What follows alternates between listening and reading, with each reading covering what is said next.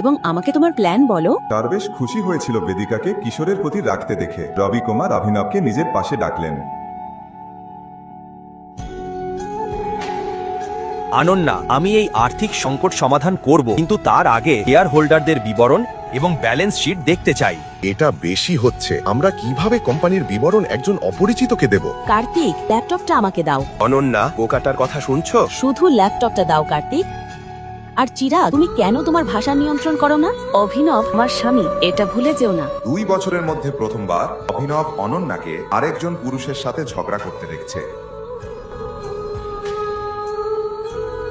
অনন্যা, আমি এই স্টেটমেন্টগুলোতে অনেক অনিয়ম দেখতে পাচ্ছি। আমি দেখতে পাচ্ছি আমাদের বিনিয়োগকারীরা ছেড়ে যাওয়ার প্যাটার্ন। শুধু তাই নয়, আমার ব্যালেন্স শিটে লেনদেন নিয়ে সন্দেহ আছে। এই বাজে কথা বলো না, এটা বলো তুমি কিভাবে কোম্পানি বাঁচাতে যাচ্ছ, এই শেয়ার হোল্ডারদের কিভাবে নিয়ন্ত্রণ করতে যাচ্ছ? অনন্যা, আমি চাই কোম্পানির শেয়ারগুলো পুনঃক্রয় করতে। চমৎকার আইডিয়া। তুমি কি ভাবছো অভিনব? তুমি কি ভেবেছিলে আমরা এগুলো নিয়ে আলোচনা করব না? অভিনব, আমাদের কাছে এত ফান্ড কোথা থেকে হবে? আমাকে একটা কল করতে দাও।